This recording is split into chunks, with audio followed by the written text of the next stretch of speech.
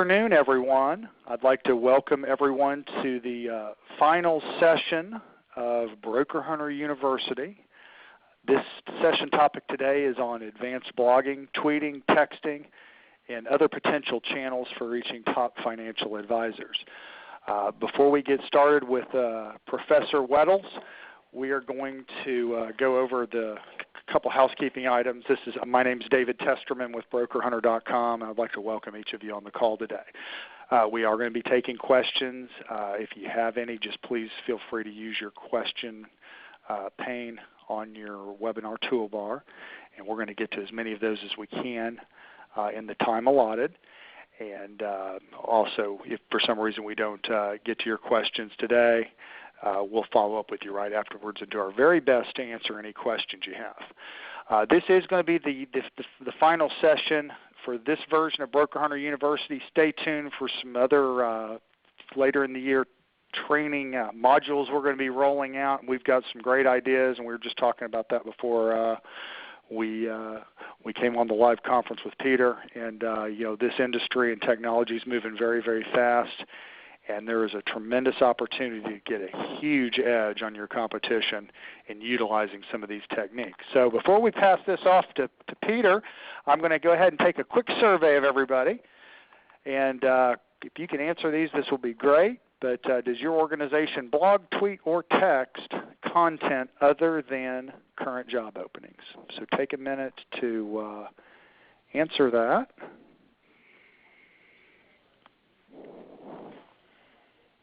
Okay. We've got a few answering the question. And we're certainly aware within this industry there's certainly compliance concerns and other things like that. But again, if you're using any of these channeling techniques, and it's not just blogging, but anything else outside of your job board to push content out to financial advisors, other than just your job postings. All right, we've got a few answer the question right here. So let me go ahead and skip to the results, and I'm going to now pass the call off to Mr. Peter Weddle. Peter? Thank you, David. Well, these are interesting and not unsurprising results. Most folks are doing at least some. Some are doing a fair amount, almost half. And some are kind of getting ready to get started. And that's, as I say, not atypical. Now, to take a step back, as David was saying, this is the last session of BrokerHunter University, so I thought I'd expand the topic a bit. We were going to originally just focus on advanced blogging, but I also want to add advanced channeling, tweeting and texting, as well as advanced blogging.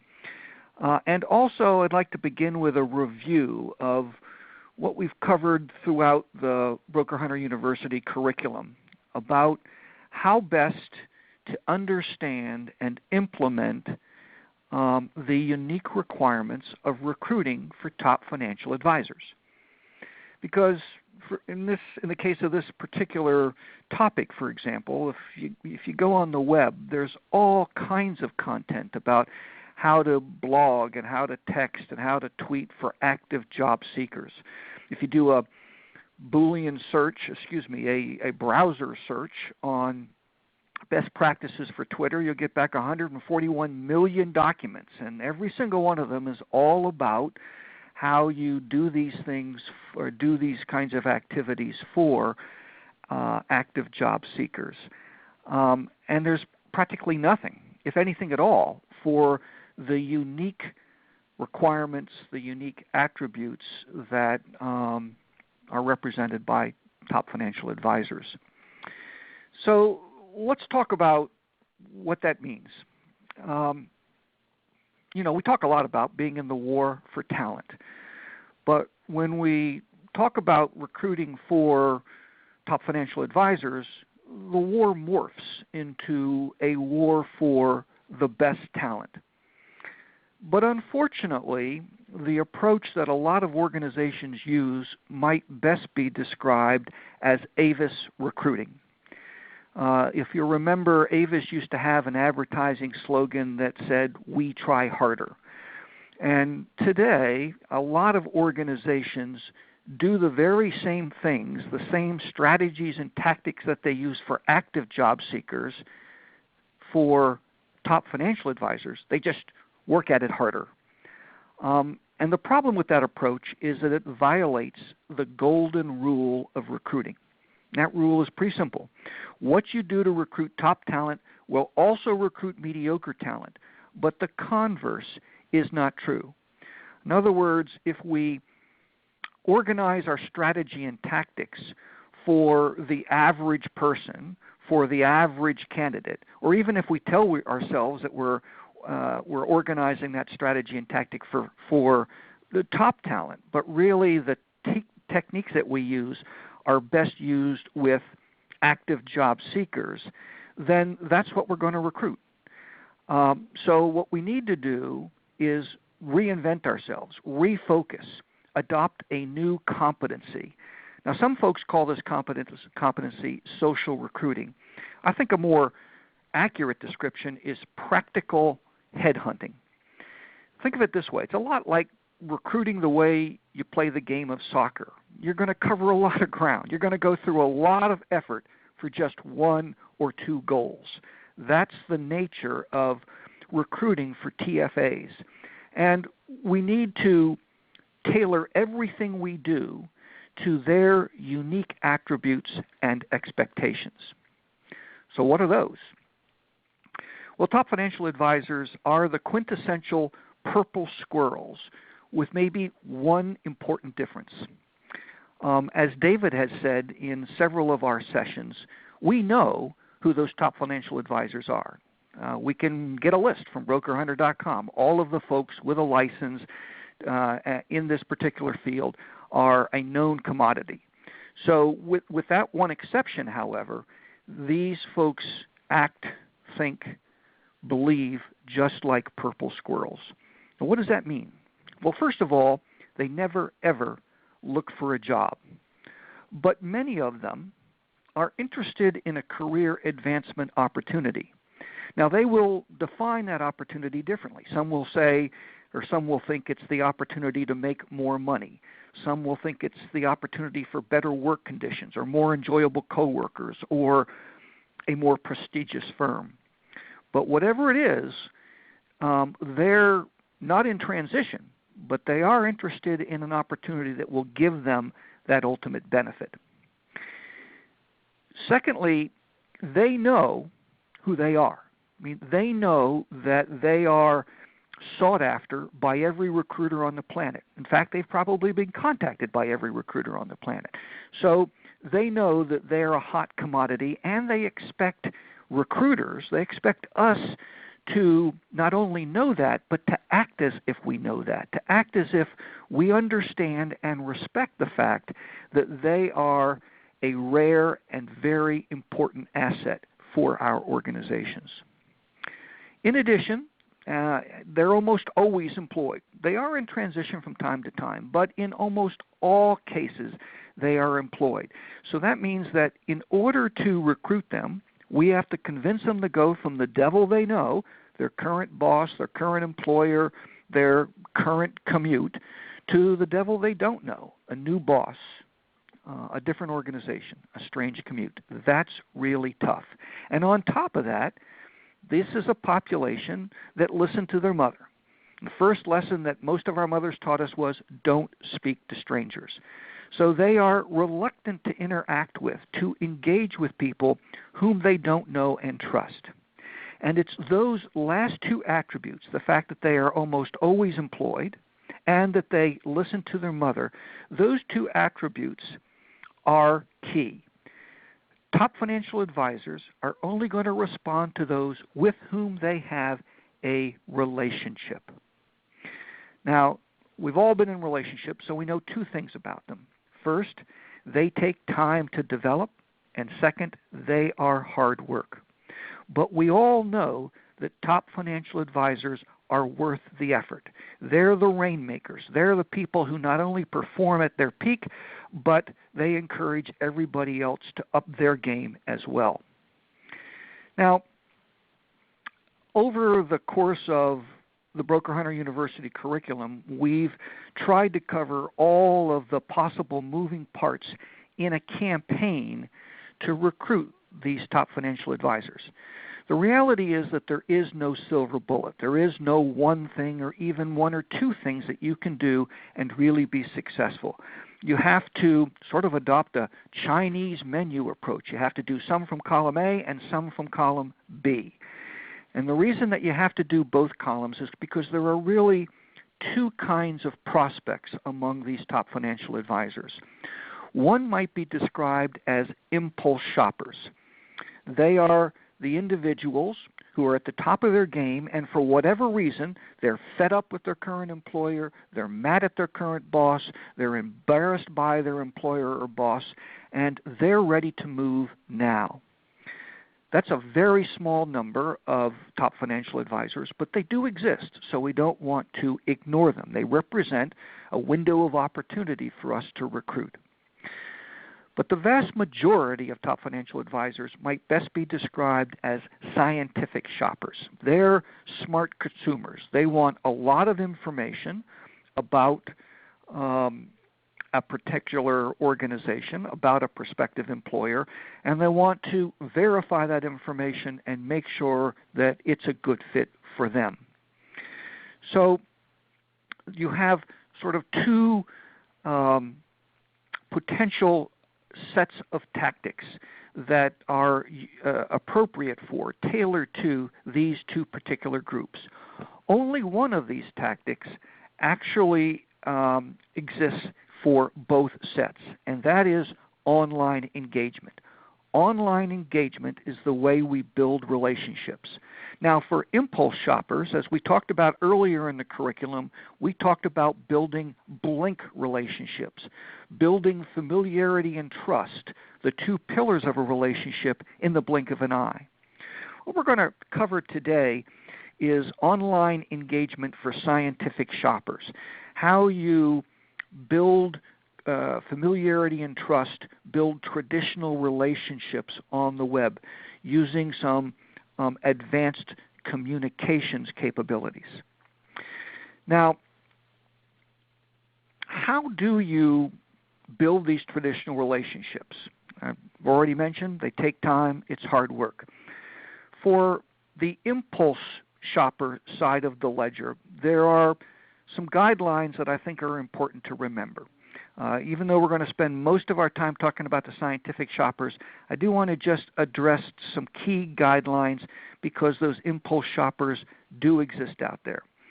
First of all, some top financial advisors will visit job boards, but they're not going to go to the general purpose job boards, the aggregators like Indeed.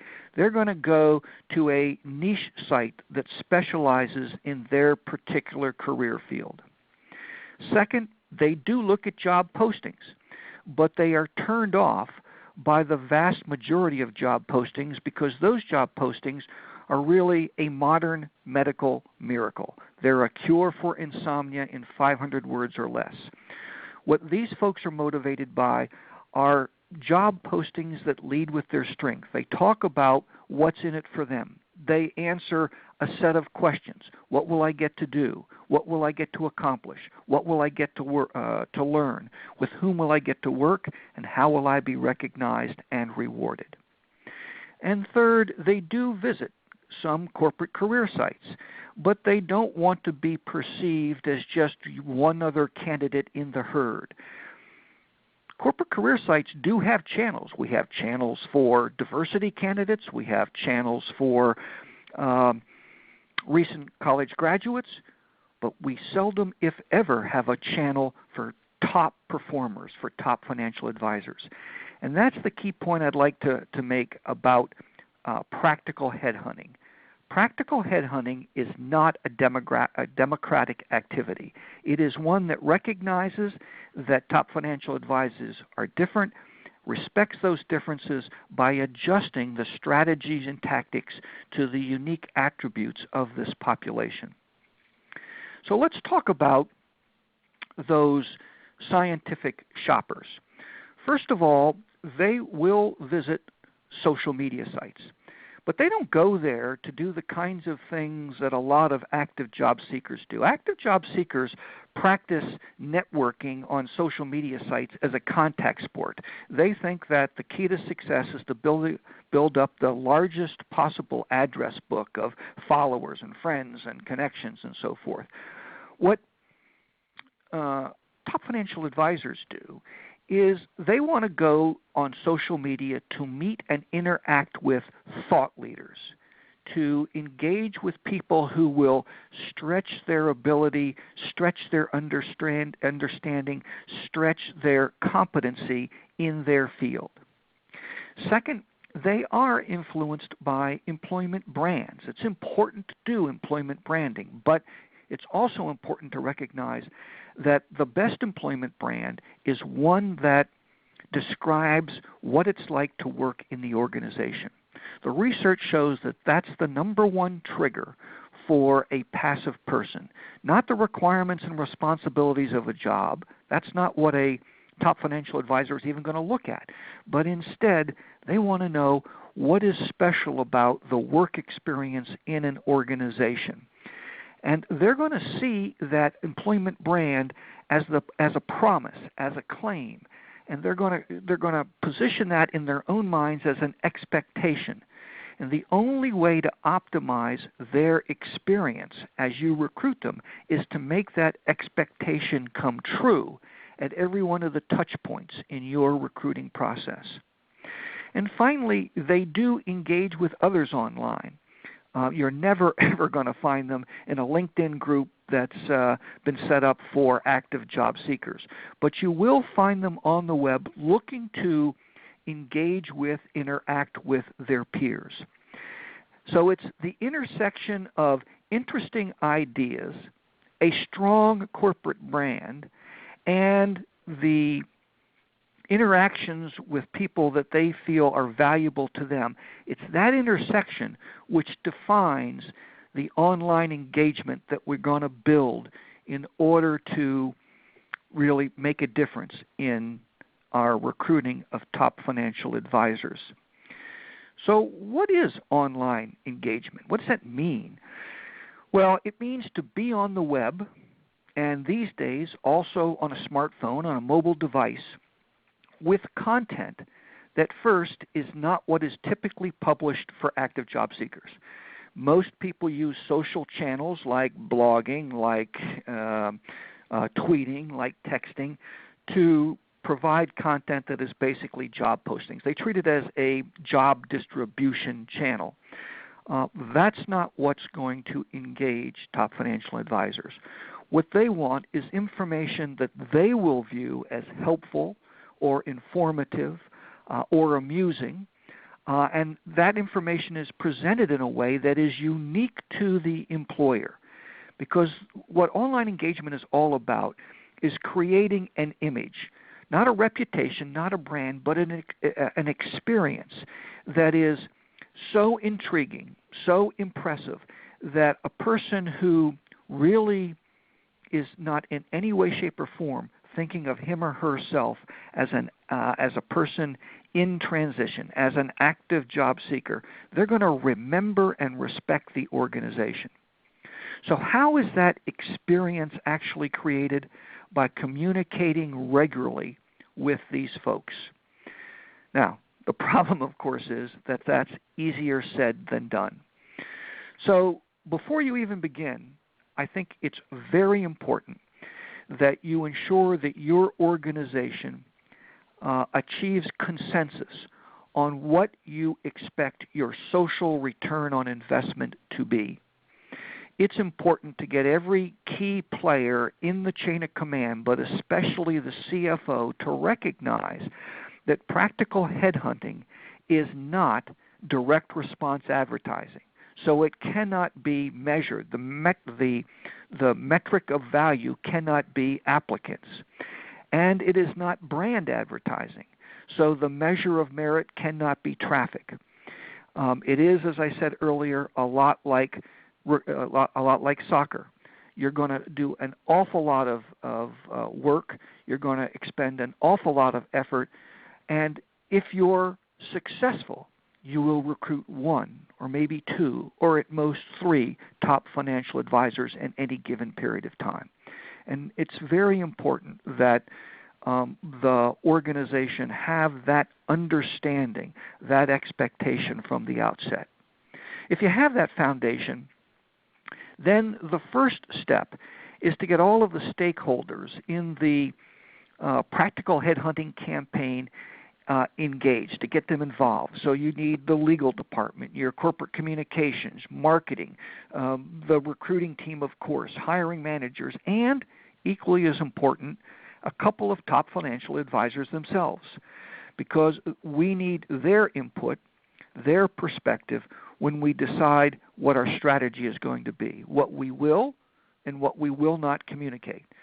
Now, as I've already indicated, this is not the place to be communicating job postings. It's also not the place to be communicating your typical corporate promotional content. And it's also not the place to be promoting things about benefits and so forth. This is the channel where you want to provide information that top financial advisors would find interesting, intriguing, informative. So you might provide information about your coworkers, their peers, their achievements. They've been selected for an award. They are presenting at a conference. You might provide information about the company's accomplishments, its earnings for the year, its work in good citizenship, and so forth. In addition, it's important to decide whether your effort at practical headhunting, which is social recruiting, whether it's going to be part of your larger social recruiting effort, the effort that you're going to do for all the other kinds of people in your organization for which you recruit, or is it going to be a standalone kind of activity that is separate in terms of its budget, in terms of its support, in terms of the way it's staffed. This is not a trivial undertaking. And it's important that you make sure that everybody understands that, and that you don't begin unless you have the buy-in and the support necessary to really have a shot at success. Step two, then, is to refine that initial understanding of what you will and will not communicate by going through a value chain where you understand better exactly what you want to communicate for the top financial advisors your organization is trying to recruit. So what you want to do is have a focus group, if that's appropriate, or at least do a informal survey of the top financial advisors who are in your organization, so you understand specifically what kind of content you want to provide. Now, in many cases, it's what will come up is, well, we'd like to have up-to-the-minute industry news, or we'd like to have thought leader content, and that's all fine. But the key here is to make sure that it is tailored to your organization. And that means that everything that you tweet, everything that you blog, everything that you text must be curated. Don't just do what everybody else on the web does and tweet, for example, a link to an interesting piece of content. Anybody can do that. But what appeals to a top financial advisor is when an organization takes the time to render an opinion, to offer some value, some insight to help explain why that particular link is important to them. That curation is the way you gain that stature, the way that you gain that unique experience for the people in your program. Once you have that survey completed, then you want to start small. You want to run a pilot with the kinds of information that you've identified and look for feedback. You want to listen for feedback that's offered extemporaneously, but you also want to solicit feedback, because the mere fact that you ask for it will help to reinforce the sense among the recipients of your messaging that this is a relationship that you're trying to establish, not just the organization talking at people out there on the web. That input should then be used to adjust the content that you are providing out on the web, and then obviously you begin to iterate through this process over and over again, and you can expand it, of course, as you gain confidence that you've got the right messaging conveyed in the right way. So that's sort of the general overall strategy for blogging, for tweeting, for texting on the web. Now let's talk specifically about how to do blogging for top financial advisors. Remember, practical headhunting is not a democratic activity. So the key here is to make sure that as you set out to blog, you recognize that these are not blogs written for any candidate. These are blogs written for a very, very small and very, very important subset of the candidate population. These are people who never, ever see themselves as job seekers. So it's important that that the person being or doing the blogging is not a recruiter. It should be a peer, someone that they will see as a person who wants to have a conversation with them, not about joining the organization, but about issues, topics, ideas that are important to them. Secondly, the blog itself is not a gathering spot for active job seekers. It really is a community of all-stars. So it should be published in a private space, not on the public corporate career area. And it should be seen not as a lecture, not as somebody opining about this topic and that topic, but really as an invitation to a conversation. So every blog post should end with one or two questions, which encourages the readers to respond to the blog, to offer their thoughts about what's been said. The blogging must be done frequently enough to be seen as a part of a top financial advisor's business week.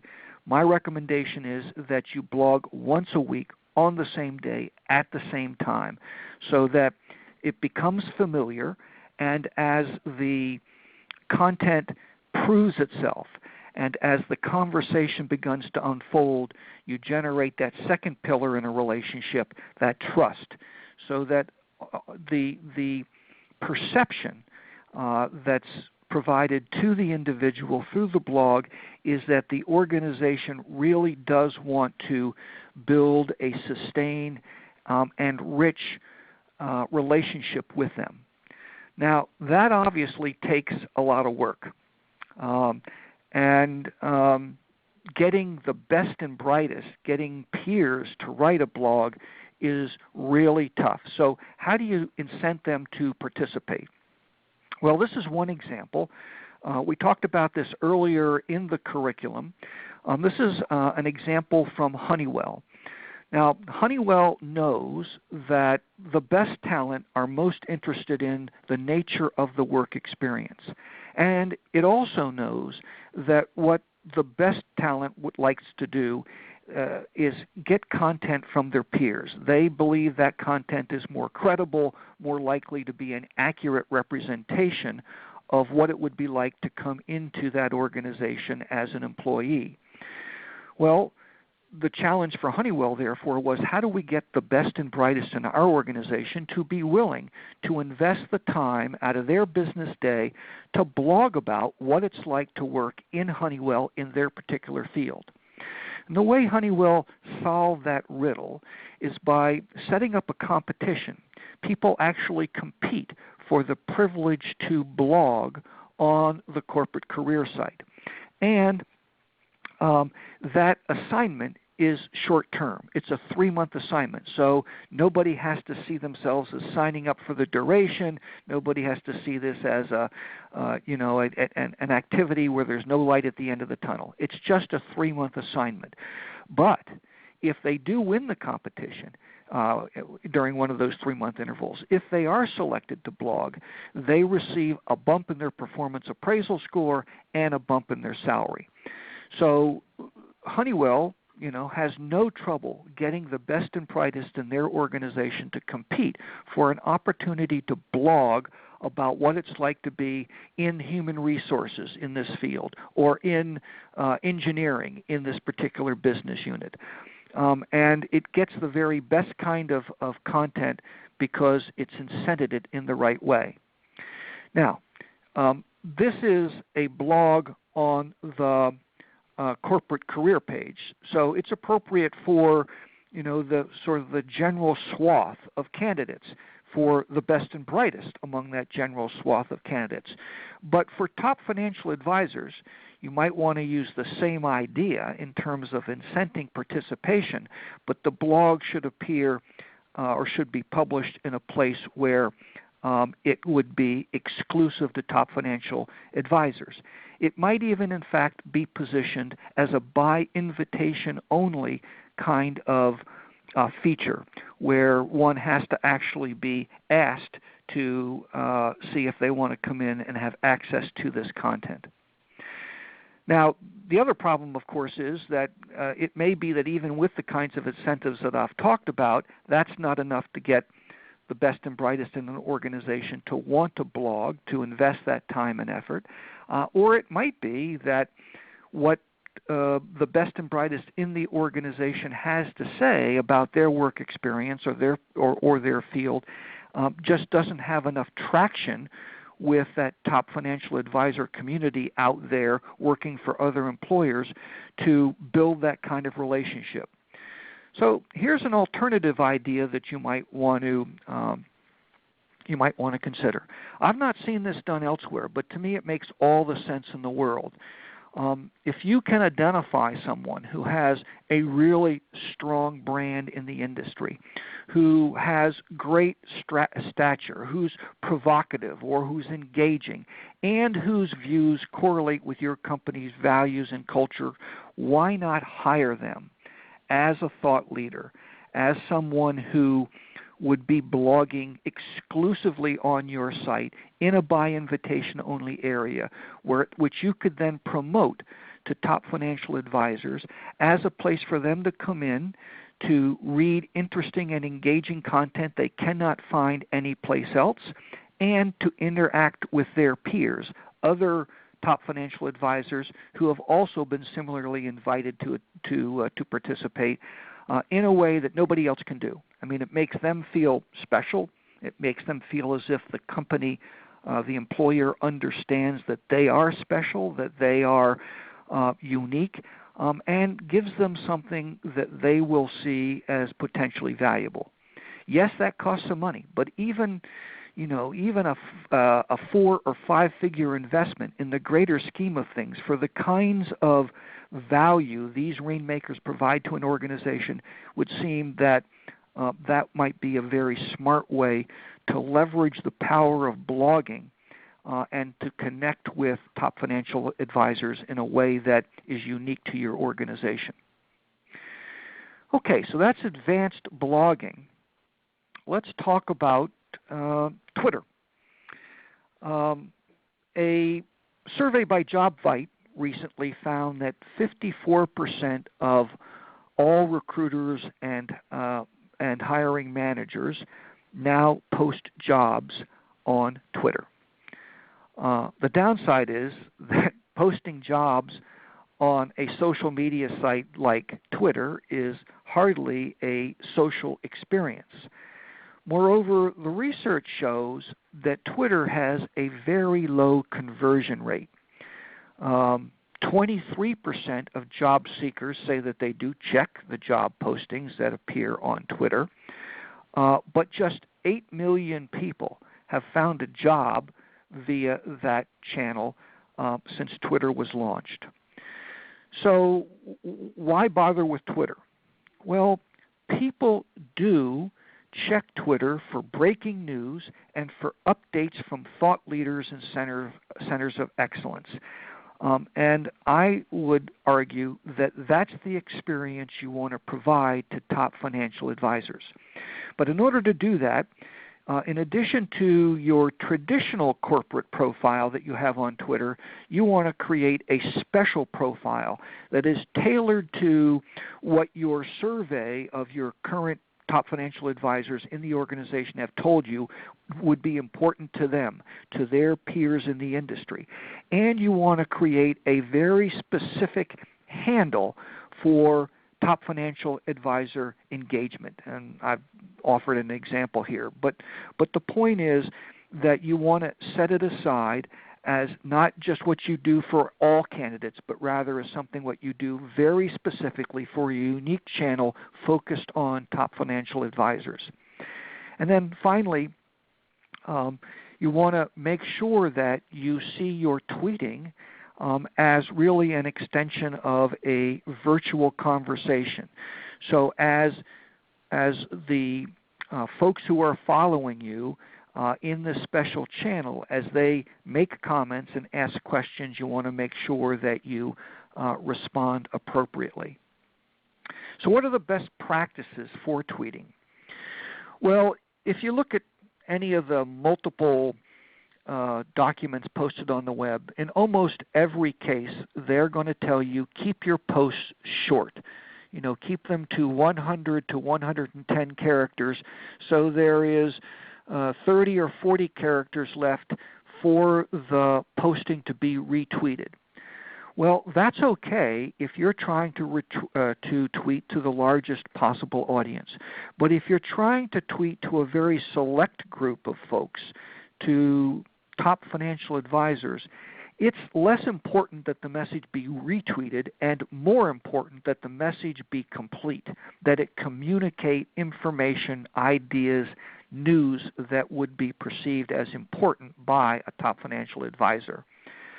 As with blogging, it's important that you curate your information. Don't just tweet a link, curate it. Talk to or tell folks why you think it is important to them that you're providing this particular link, this particular piece of information. Also be respectful of the fact that these folks are not in transition. So first of all, tweet at the right time during the day. Most surveys reveal that people reserve the morning for work. They don't want to be interrupted, so the best time to tweet is in the afternoon. Tweeting is best B2B during the weekdays, during the normal work week. So B2C occurs primarily on weekends. You're going to get a 17% higher engagement if you focus your tweeting B2C, B to individuals during weekends. Also, make sure that you avoid being trendy. You know, trending hashtags last for only about an hour. So it's more important to focus on creating your own hashtags, hashtags that will have meaning to your target audience, those top financial advisors. It is important to include hashtags. I mean, the research shows that tweets with one or two hashtags get 20% higher engagement than those without a hashtag. And equally as important, lead with your strength.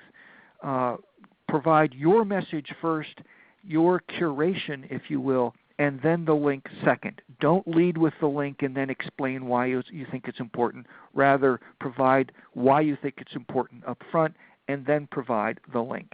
And of course, throughout, make sure that your tweets are focused on what your survey told you was most important to the top financial advisors who are most likely to be interested in working for your organization.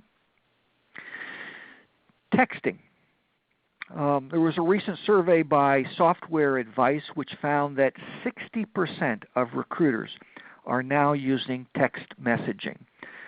So it's clearly on the rise, and in most cases, recruiters are using texting to distribute job postings. The irony is that many people, including even active job seekers, actually prefer to be contacted in other media. According to this software advice survey, 49%, almost half of the respondents, said they would prefer to be contacted by email, and 38% by phone. Just 12% said they would prefer to be contacted by text. And there is an age issue here that one has to be careful about. According to this same survey, for people under the age of 45, more recipients would consider a recruiter who's texting them to be professional than unprofessional. But over the age of 45, and if that's in most cases top financial advisors, they have a much more critical view of recruiters who do texting. However, texting is a part of social recruiting. It is gaining traction in the marketplace, and because at this moment in time, it's not done at least in the way that I've been describing we should be using social recruiting, focusing on content that is interesting and appropriate for top financial advisors. That hasn't been done. So it may be that top financial advisors would consider a text like that to be not only appropriate, not only professional, but also something that would catch their attention and help build that experience, that unique image for the organization that would encourage familiarity and trust. So what are best practices for texting then? Well, again, it's important to recognize that we are not texting to active job seekers. We're texting to a very discreet, very small, and very an audience with very strongly held views about what's useful and what's not. So make sure that you aren't treating this as just a job agent that's texting out jobs. You have 160 characters in the text message.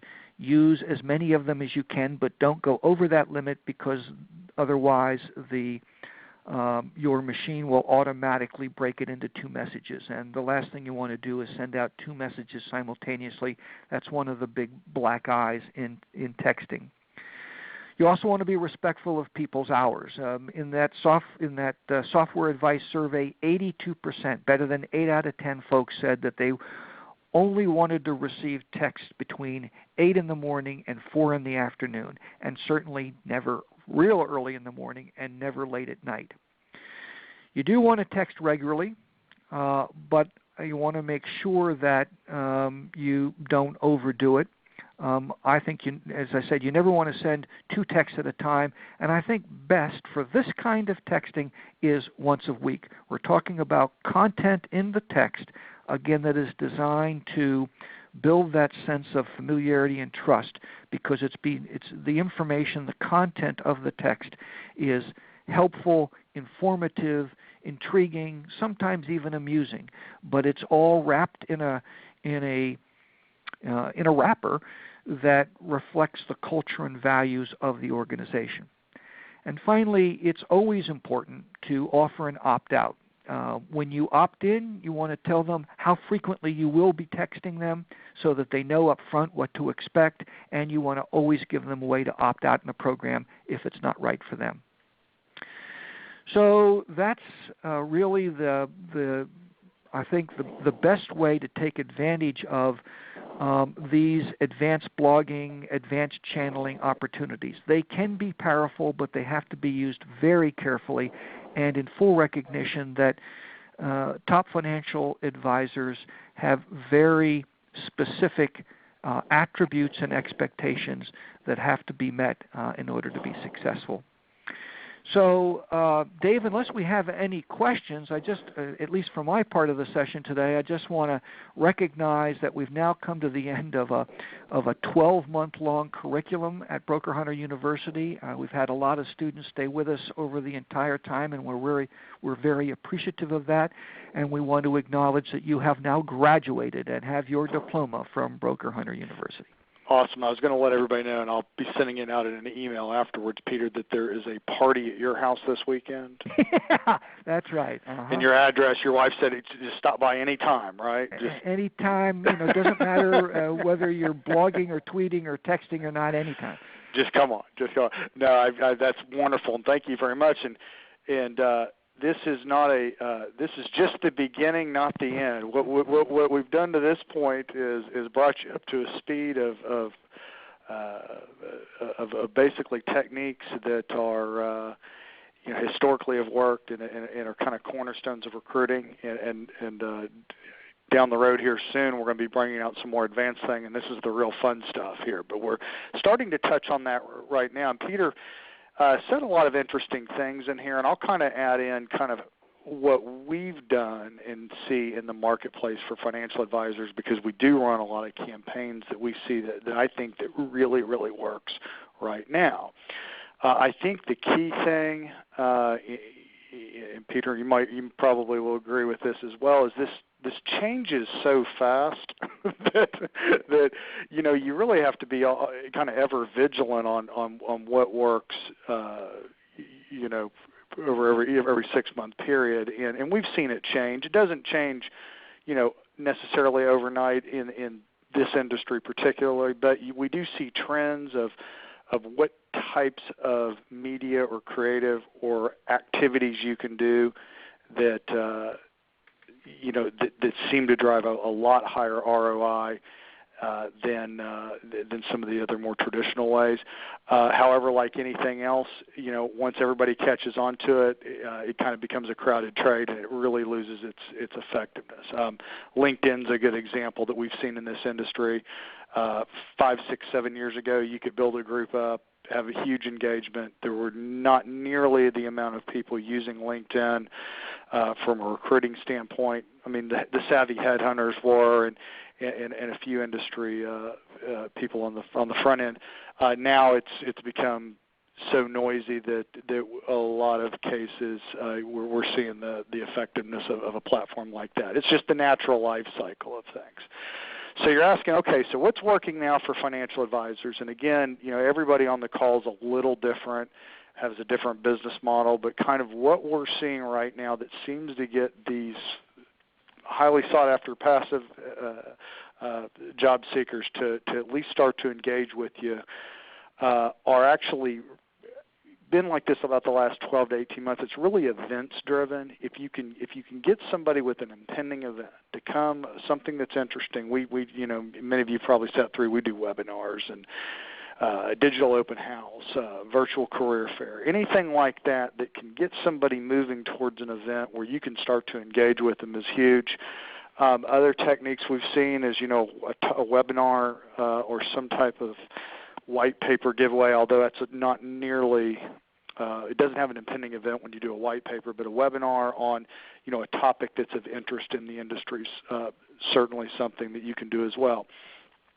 One of the main purposes of this is it's kind of two-pronged. One is that each of you, in order to really get to the advanced marketing activities, you have to start, I'm not going to say building a list because we know who all these people are, but you have to start engaging these people,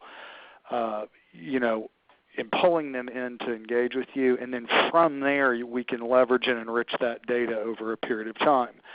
I will say this, for most firms and really most companies in this industry for sure, it's very difficult to do this by yourself.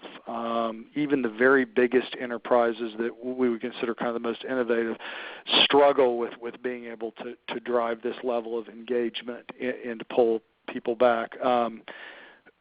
We've launched, and many of you probably seen, a service that we'll get to in the end that actually treats all this as a managed service, because there is so many moving parts to this that to try to cobble together these campaigns and do this for a period of time on your own is almost impossible, even if we gave you the tools to do it.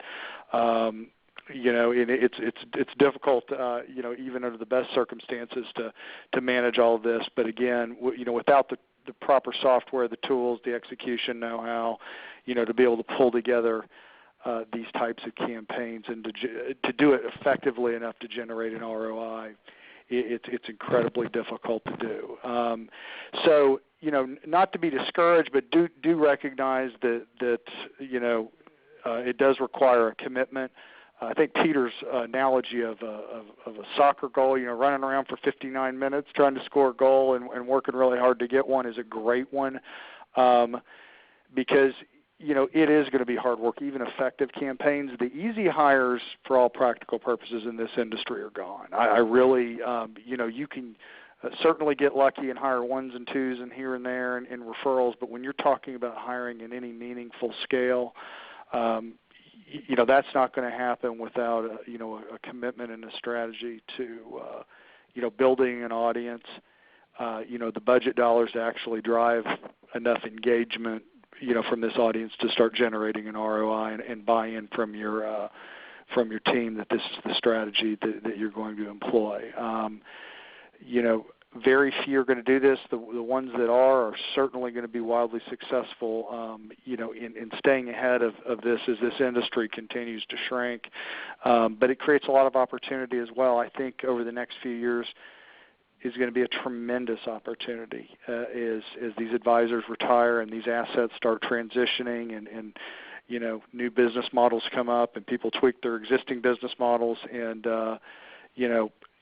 we'll probably see some firms here 3 or 5 years from now that don't even exist now that are very large. So we're starting to see that now in the RIA space. So, it's exciting times for sure, and there's a lot of neat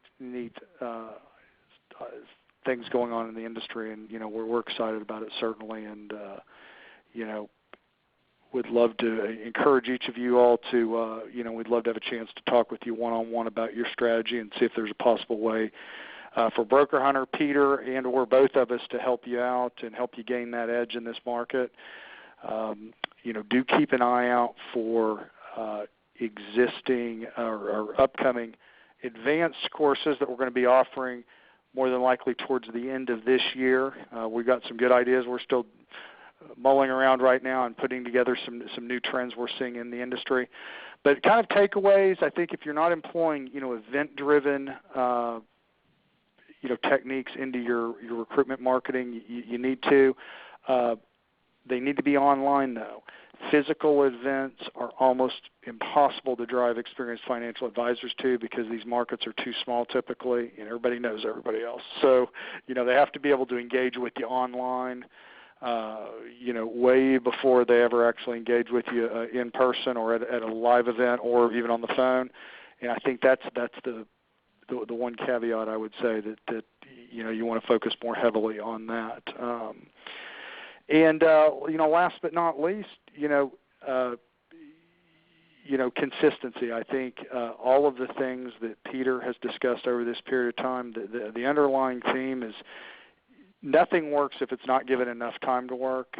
We do have a couple different buyers here. You have these impulse buyers. That's the ones that'll respond to these real basic techniques like job postings and and then some more advanced ones like banner advertising and some other things like that. Those are very, very important to do if you're not doing them right now. But there also needs to be a recognition that most of the candidates that you're going to be engaging with are going to have to are going to be more scientific or more plotting in their approach, and you're going to have to engage with them a number of different times over the course, probably before you ever even talk to them. So that's why it's so difficult without the proper software and expertise in place to really tell which media is driving, the best ROI. Because in a lot of cases, somebody might have seen or engaged with you 4 or 5 or 6 different times across several different channels before they actually, pull the lever. So, Peter alluded to that it's probably going to be a whole bunch of things you do that are going to move the dial, and we try to optimize those as best as possible. So with that being said, I think we're no questions today. I think we'll end on that, and I'd like to thank all of you for your time commitment over the last year. If you've been with us or if you're just stopping in the first time, we're glad you came over for the training, and we will be sending out a link to all of the archived copies of the recordings of the BHU over the last year, so you feel free to go and watch those at your leisure. A lot of great info in there, and certainly we hope you found a tip or two during this journey that'll help you land that next financial advisor for your firm. So thank you very much for your time, Peter. Thank you all for your time, and you all are now official graduates of BrokerHunter University, the class of 2015. Congratulations from me as well. All right. Very good. Thank you all very much. And Peter, we will talk to you soon, and hope everybody has a great rest of the week. Goodbye.